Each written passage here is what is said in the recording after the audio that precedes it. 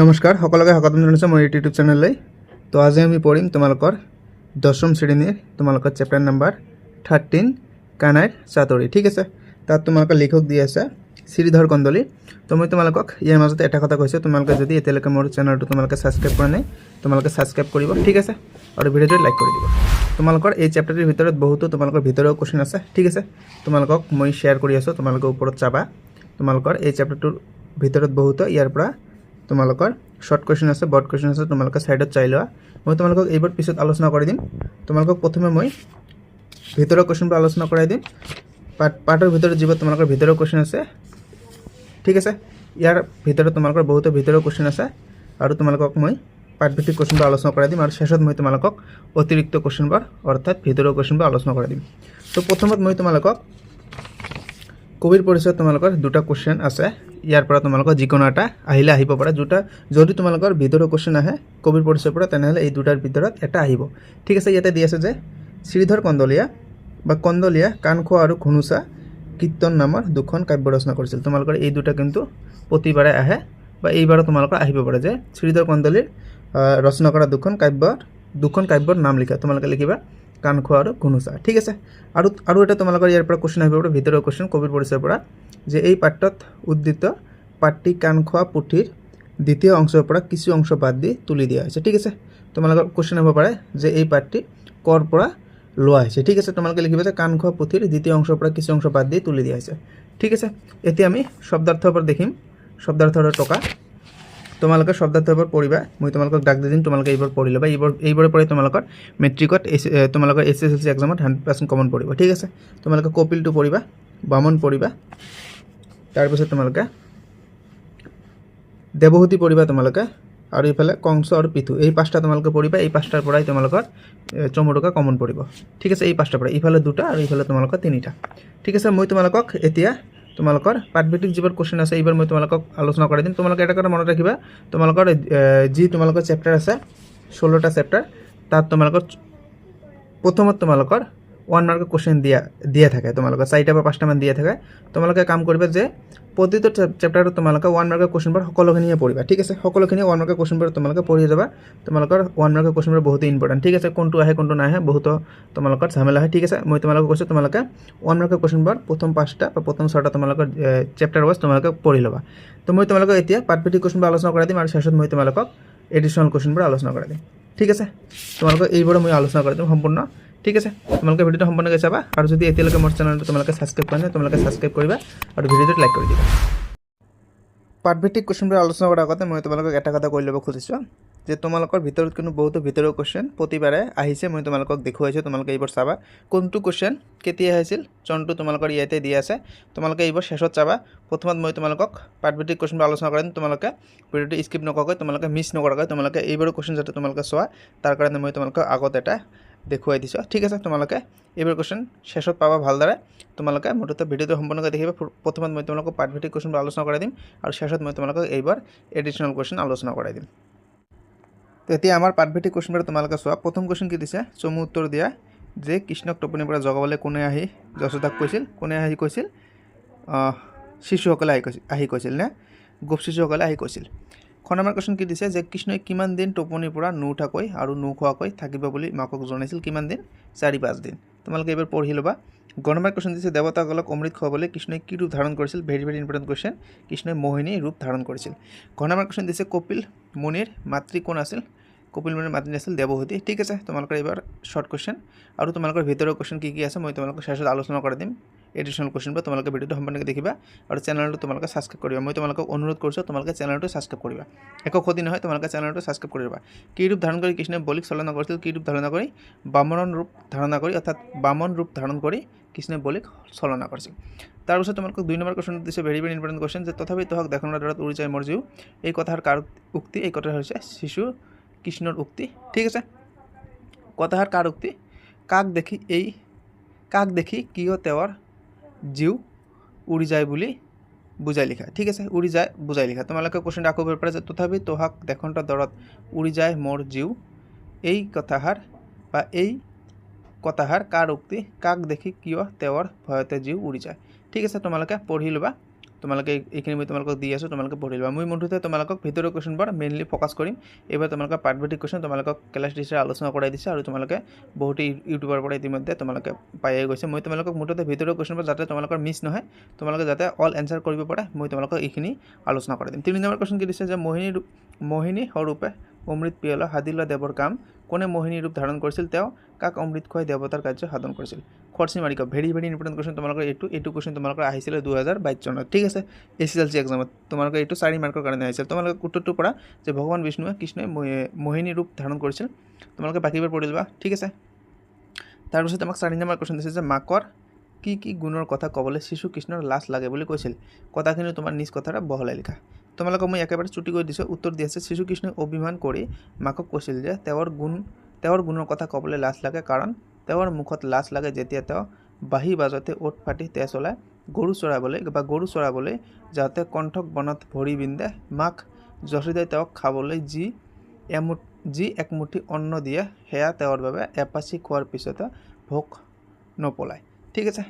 তাৰপিছত কি হৈছে, সেয়েহে তেওঁ আধা পেটীয়া থাকিব লগা হয়। এই সকলো দুখ কষ্টৰ কথা কৃষ্ণই মাকৰ ওচৰত অভিমানেৰে প্ৰকাশ কৰিছিল। মই তোমালোকে চুটিকৈ দিছোঁ, তোমালোকে এইখিনি লিখিবা, তোমালোকে সম্পূৰ্ণ মাৰ্ক পাই যাবা। কি দিছে চমুৰকা দিছে বামন, মই তোমালোকে এইবাৰ দাগ দি দিছোঁ, তোমালোকে পঢ়িবা। বামনটো পঢ়িবা, তোমালোকে দেৱহূতি তোমালোকে কিতাপৰ পৰা পঢ়িবা, ঠিক আছে। তাৰপিছত কপিল পঢ়িবা, শ্ৰীধৰ কন্দলী ভেৰি ইম্পৰ্টেণ্ট, তোমালোকে এইবোৰ পঢ়িবা, এইটো পঢ়িবা। তাৰপিছত তোমালোকে দৈৱতী তোমালোকে পঢ়িব নালাগে, এইটো নাহে জেনেৰেলি, ঠিক আছে। এইটো অহা নাই, তোমালোকে শ্ৰীধৰ কন্দলীটো পঢ়িবা দেই, এইটো কিন্তু আহে। তাৰপিছত কি দিছে পাঠটিৰ কাহিনীভাগ তোমাৰ নিজৰ কথাৰে লিখা, এইটো নালাগে আমাক, তোমালোকে মূলভাৱ পঢ়িবা, বাছ তোমালোকৰ হৈ যাব। মূলভাৱখিনি মই তোমালোকক এডিশ্যনেল কুৱেশ্যন হিচাপে দিছোঁ, তোমালোকে শেষত পাই যাবা, ঠিক আছে। তোমালোকে টেনশ্যন কৰিব নালাগে। 7 নম্বৰ কুৱেশ্যন কি দিছে, কৃষ্ণই বিভিন্ন সময়ত কি অৱতাৰ ধাৰণ কৰি বা কি ৰূপ ধাৰণ কৰি কেনে কাৰ্য সাধন কৰিছিল, পাত্ৰ আলমত বৰ্ণনা কৰা, ঠিক আছে। কি কৈছে ইয়াতে যে পাঠটিত কৃষ্ণই নিজৰ বিভিন্ন অৱতাৰৰ কথা উল্লেখ কৰিছে। চতুৰ্ভুজ ৰূপ এটা আছিল তেওঁৰ, কি কৈছে ইয়াতে যে চতুৰ্ভুজ ৰূপ অসুৰৰ ভয়ত দেৱতাসকলে চিন্তা কৰোঁতে তেওঁ চতুৰ্ভুজ ৰূপেৰে দৰ্শন কৰিছিল। মোহিনী ৰূপ দিছে দেৱতা আৰু অসুৰৰ মাজত অমৃতক লৈ হোৱা কাজিয়াৰ সময়ত তেওঁ মোহিনী ৰূপ ধাৰণ কৰি দেৱতাসকলক অমৃত পান কৰাইছিল, ঠিক আছে। কপিল ৰূপ দিছে যে কন্দম মুনিৰ ঘৰত কপিল ৰূপে অৱতাৰ লৈ তেওঁ মাতৃ দেৱহূতিক তথ্য জ্ঞান দি তাৰিছিল, ঠিক আছে। তাৰপিছত কি দিছে বামন ৰূপ লৈ কি কৰিছিল তেওঁ, তোমালোকৰ 1 মাৰ্কৰ কুৱেশ্যন এটা আহিব পাৰে যে কৃষ্ণই বামনৰ ৰূপ ধৰি কি কৰিছিল। ইয়াতে উত্তৰ দি আছে যে বামন অৱতাৰ ধাৰণ কৰি তেওঁ দৈত্যৰাজ বলিক চলনা কৰিছিল আৰু বিশ্বৰূপ দেখুৱাই তেওঁৰ পৰা স্বৰ্গ মৰ্ত্য আৰু পাতাল অধিকাৰ কৰিছিল। কুৱেশ্যন নম্বৰ 8 তোমালোকে পঢ়িবা, ভেৰি ইম্পৰ্টেণ্ট কুৱেশ্যন। তোমালোকে এই কুৱেশ্যনটো 2019 চনত আহিছিলে 2023 চনত আহিছিলে আৰু 2025 চনতে তোমালোকৰ আহিছিলে বোধহয়, ঠিক আছে। তোমালোকে শেষতকৈ পাই যাবা যে কবিতাটোত কাঠবাজি বুলি কাক কোৱা হৈছে, কবিতাটোত কাঠবাজি বুলি যশোদাক কোৱা হৈছিলে, ঠিক আছে। তোমালোকে পঢ়িবা, এইটো ইয়াতে দিছে। ইয়াৰ অৰ্থ কি, এই অপবাদৰ পৰা তেওঁক কোন ৰক্ষা কৰিলে, ঠিক আছে। কবিতাটোৰ কাঠবাজি বুলি যশোদাক কোৱা হৈছিলে, ঠিক আছে, কৃষ্ণৰ মাক। কৃষ্ণৰ কাঠবাজি শব্দৰ অৰ্থ হ'ল সন্তানহীনা বা বাজি তিৰোতা। তোমালোকে নিশ্চয় গম পায় যে সন্তান নাথাকিলে তাক আমি কাঠবাজি বুলি কওঁ, ঘৰুৱা ভাষাটো আমি কাঠবাজিয়ে কওঁ, ঠিক আছে। ইয়াতে আৰু এটা দি আছে যে কৃষ্ণই কৈছে যে তেওঁ যশোদাৰ ঘৰত পুত্ৰ হিচাপে জন্ম লোৱাৰ বাবেহে যশোদাই কাঠবাজি অপবাদৰ পৰা ৰক্ষা কৰিছে, অৰ্থাৎ কৃষ্ণৰ জন্মই যশোদাক এই সামাজিক অপবাদৰ পৰা মুক্ত দিছে, ঠিক আছে। তাৰপিছত তোমালোকে ভাৱ বিষয়খিনি তোমালোকে চাবা। তলত দিয়া শব্দৰ পৰা আধুনিক ৰূপ আশী দি আছে, এইটো তোমালোকৰ আহি হ'ব। খেৰি দি আছে, এইবাৰ আমাৰ বৰ্জাৱলী ভাষা, তোমালোকে এইবাৰ পঢ়িবা। খেলি হ'ব, পোৱাল হ'ব, নোজোৰাই বিগুটিয়ে ঠাট্টা কৰা, বেয়া ব্যৱহাৰ কৰা, কিশোৰ 2 নম্বৰত কি দিছে যে তলত দিয়া শব্দকেইটা লিংগ পৰিৱৰ্তন কৰা, সুন্দৰী সুন্দৰ, মাতৃ পিতৃ, মামা মামী। বিপৰীত শব্দ পৰা তোমালোকে পঢ়িবা, এইবোৰ ইম্পৰ্টেণ্ট আছে। বিশেষ অবিশেষ, দোষ গুণ, আনন্দ বা দুখ হ'ব বা বিষাদ হ'ব, অপমান সন্মান আৰু ইয়াতে অমৃত বিষ হ'ব, ঠিক আছে। আৰু মই তোমালোকক এতিয়া তোমালোকৰ পাঠভিত্তিক যিবোৰ কুৱেশ্যন আছিলে এইবোৰ আলোচনা কৰিম, আৰু কোনটো কুৱেশ্যন তোমালোকৰ কিমান চনত আহিছিলে মই তোমালোকক এইবোৰ আলোচনা কৰি দিম। কানাই চাতৰি কবিতাটোৰ কবি কোন, ঠিক আছে। 2018 চনত এইটো আহিছিলে 1 মাৰ্কৰ কুৱেশ্যন, শ্ৰীধৰ কন্দলী, ঠিক আছে। 2018 চনত আহিছিলে। ছেকেণ্ড কুৱেশ্যন কি দিছে, কৃষ্ণই কাৰ ঘৰত দৌৰিচৰ নাম পাইছিল, এইটো সকলোৱে জানে, কৃষ্ণই মাতৃ যশোদাৰ ঘৰত দৌৰিচৰ নাম পাইছিল। 2019 চনত আহিছিলে এইটো। কৃষ্ণই কি ৰূপ ধাৰণ কৰি বলি চলনা কৰিছিল, ঠিক আছে।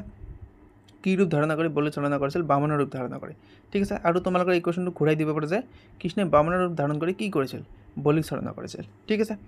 4 নম্বৰ কোৱেশ্চন দিছে গোপ শিশুসকলে আহি যশোদাক কি কৈছিল এইটো কোৱেশ্চন তোমালোকে 2022 চনত আহিছিলে গোপ শিশুসকলে আহি যশোদাক কৃষ্ণক শুই থকাৰ পৰা জগাই দিবলৈ কৈছিল ঠিক আছে আৰু যাতে তেওঁলোকে একেলগে খেলিব পাৰে দীঘল কোৱেশ্চন বাৰু তোমালোকৰ কোনটো কিমান চনত দিছে এই কোৱেশ্চনটো তোমালোকে পঢ়িবা যে কানা চতুৰ কবিতাৰ মূল ভাৱ তোমালোকৰ 2019 চনত দিছে 2022 চনত দিছে গতিকে এই কোৱেশ্চনটো কিন্তু 23 24 25 চনত দিয়া নাই অৰ্থাৎ 26 চনত দিয়া নাই এইবাৰ কিন্তু 27 চনত তোমালোকৰ দিব পাৰে ভেৰি ভেৰি ইম্পৰ্টেণ্ট আছে তোমালোকে মূল ভাৱটো মই ভাবো যে কানা চতুৰ পঢ়ি ল'বা তোমালোকে কমেণ্ট কৰিব ঠিক আছে কানা চতুৰ কবিতাৰ মূল ভাৱ হ'ল বাৎসল্য ৰসৰ মাজেৰে শিশু কৃষ্ণৰ মানৱীয় আৰু ঐশ্বৰিক ৰূপৰ অপূৰ্ব সমন্বয় কবিতাটোত কৃষ্ণই মাকৰ ওপৰত অভিমান কৰি শুই থকাৰ পৰা নুঠে আৰু নিজৰ মই তোমালোকক ছুটি কৰি দিছোঁ দেই তোমালোকে ডাঙৰ কৰি তোমালোকক যদি লাগে তোমালোকে কমেণ্ট কৰিবা মই তোমালোকক ডাউন কৰি দি দিম এইটো ছুটি কৰি দিছোঁ তোমালোকক জাষ্ট মই এটা ডেমো দি দিছোঁ ঠিক আছে তোমালোকক যদি লাগে বটকৈ আৰু তোমালোকক সহজ ভাষাৰে যদি তোমালোকক লাগে তোমালোকে কমেণ্ট কৰিবা ঠিক আছে তোমালোকে এইবোৰ পঢ়ি ল'বা একেবাৰে মই ছুটি কৰি দিছোঁ তোমালোকক যদি লাগে তোমালোকে চেনেলটো ছাবস্ক্ৰাইব কৰিবা আৰু তোমালোকে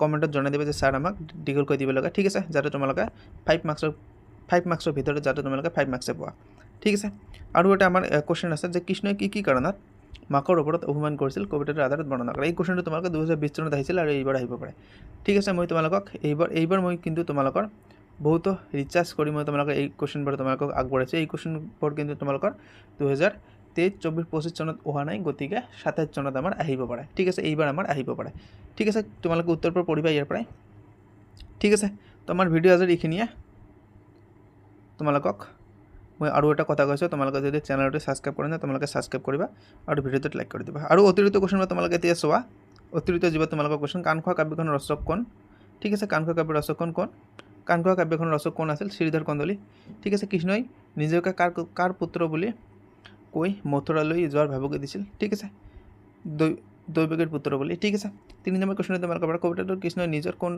কোনকেইটা অৱতাৰৰ কথা উল্লেখ কৰিছে কৃষ্ণ চতুৰ্ভুজ মোহিনী কপিল আৰু বামন ঠিক আছে এই চাৰিটাই কৈছিল ঠিক আছে তোমালোকে এই চাৰিটা মনত ৰাখিবা অকল এই চাৰিটা মনত ৰাখিলে নহ'ব তোমালোকক আৰু এটা কথা কৈ দিছোঁ যে চতুৰ্ভুজ ৰূপ ধাৰণ কৰি কৃষ্ণ কি কৰিছিলে মোহিনী ৰূপ ধাৰণ কৰি কি কৰিছিলে কপিল ৰূপ ধাৰণ কৰি কি কৰিছিলে আৰু বামনৰ ৰূপ ধাৰণ কৰি কি কৰিছিলে তোমালোকে এইবাৰ পঢ়িবা বামনৰ ৰূপ ধাৰণ কৰি বামন ৰজাক ছলনা দিছিল ঠিক আছে ছলনা কৰিছিল ঠিক আছে 4 নম্বৰ কোৱেশ্চনটো পঢ়া যে যশোদাৰ বাণী শুনি কৃষ্ণই কি উত্তৰ দিছিলে এইটো তোমালোকে পঢ়ি ল'বা তাৰপিছত কি দিছে তোহৰ আসক্তিক কৃষ্ণই এই কথাষাৰ কাক আৰু কি কৈছিল এটি ইম্পৰ্টেণ্ট কোৱেশ্চন আছে তোমালোকৰ কোৱেশ্চন নম্বৰ 60 তোমালোকে পৰা কৃষ্ণৰ অভিমান কেনেকৈ ভাঙিছিল তোমালোকে এইবাৰ কোৱেশ্চন মনতে পঢ়িবা মই তোমালোকক জাষ্ট কৈ দি আছোঁ ভিডিঅ'টো বহুত লং হৈ গৈ আছে ঠিক আছে তোমালোকে স্ক্ৰীনশ্বট মাৰি নিজে পঢ়ি ল'বা ঠিক আছে মই তোমালোকক বৰ্ড কোৱেশ্চনবোৰ দেখুৱাই আছোঁ এইটো এটা আমাৰ বৰ্ড কোৱেশ্চন তোমালোকে এইটো চাবা এইটো কানাই চাতুৰ কবিতাটোৰ নামাকৰণ সাৰ্থকতা বিচাৰ কৰা ভেৰি ভেৰি ইম্পৰ্টেণ্ট কোৱেশ্চন তোমালোকৰ 2 নহ'লে 3 মাৰ্কৰ কাৰণে 2 নহ'লে 3 মাৰ্কৰ কাৰণে তোমালোকৰ এইটো কোৱেশ্চন আহিব পাৰে ঠিক আছে তো ভিডিঅ' আমাৰ আজি এইখিনিয়ে তোমালোকক যদি ইয়াৰ পিছত যদি তোমালোকৰ নেক্সট চেপ্টাৰ লাগে ঠিক আছে তোমালোকে কমেণ্ট কৰিবা আৰু তোমালোকে চেনেলটো ছাবস্ক্ৰাইব কৰি ৰাখিবা